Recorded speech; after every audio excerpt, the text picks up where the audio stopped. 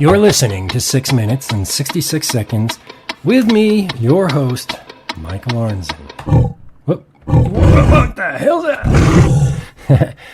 I'm just messing around with some sound effect. I have a program on my computer right now called Sound Typist by Andrew Wang. I believe his website is idumpling.com. He created an app called Sound Typist, which runs in Windows. It will play sound effects each time you press a key on your keyboard. So there's like this one that's a typewriter.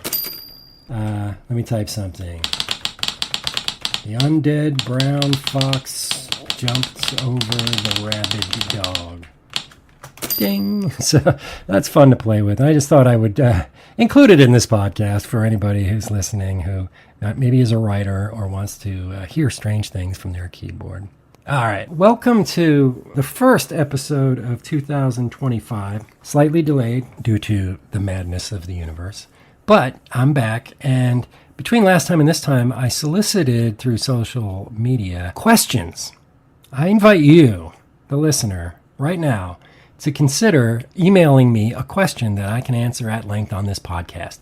They can be crazy questions, like what does it really feel like to tear a rib cage apart bone by bone while the person's still breathing? Or they could be serious questions, like what do you teach at Seton Hill University in that writing popular fiction program I keep hearing about? Well, email me, and if you ask me such questions, I will answer them on the podcast. This first question came from Bobby Broder, who asked what the zine scene was like in the 1990s. Apparently, Bobby had discovered some old small press publications that had my name on them, including my first chapbook, Chew, which if you have that, you have a rare self-published poetry collection by me.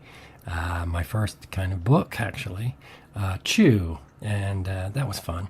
But what was the zine scene like in the 1990s? Well, it was a lot different than it was today, let me tell you. Today, fiction, a lot of it's electronic. You get it on the web or through your ebook reader device like your Kindle.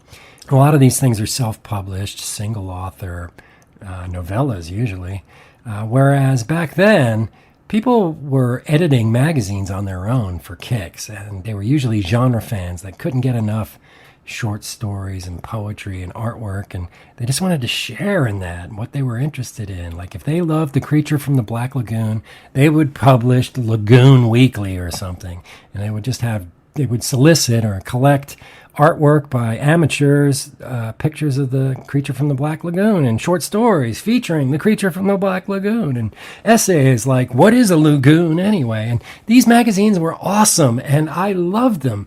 I discovered them mostly through research. I was interested in publishing, so I bought a book called Writer's Market, or the short story and novel writer's market, and I learned that there's a whole culture out there of small presses, little magazines that were eager for work in the horror genre. So I started buying them and reading them, and I became obsessed with them. And it was like there was a conversation happening there on the in the shadows. Nobody else really knew about it except diehard fans, and I wanted to be a part of that. So I started writing and sending my stuff to these magazines. And I did this when I was in college and I was taking creative writing classes. And I had already written some things before I even went to college just for kicks, because I was an avid fan of people like Stephen King and Clive Barker. But these magazines really got me excited, and I used to submit to them just to see what artwork they would pair with my stories and poems, because I loved that. I could not wait to get it in the mail and see what an artist had come up with to match and illustrate a short story of mine. I mean, there's nothing better than that. And I still feel the same way about things like book covers. So, yeah, writing's the same. The genre hasn't changed that much, but the community has changed. It's not a print-based culture anymore. It's not like back then, horror magazines were kind of like LPs, albums. And people used to listen to the entire side, if not both sides, of a record. And nowadays, we get our music electronically through something like Spotify or Apple Music, where it's one song at a time, usually a single, that somebody else has decided to send us. It's very atomized and diffuse. There's less coherency involved. You don't have a sustained concentrated product, even though bands still make albums. So that's the difference, really. Are things better or worse now? Well, they're just different. They're absolutely nothing like they were back in the day.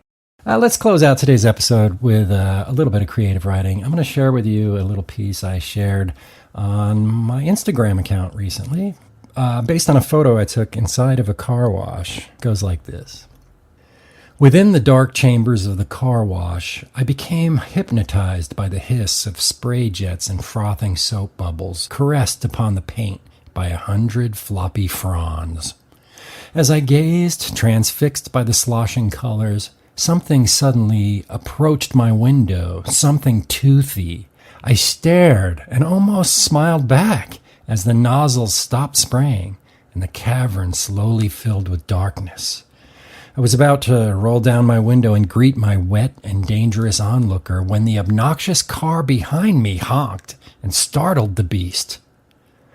Well, I left the car wash, jittery and drippy, and as reality returned and I drove down the busy highway, gleaming, I was suddenly happy to have survived.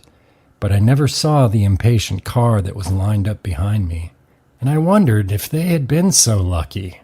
I honked my horn on the highway and nervously laughed. There was some hair still trapped on my front end.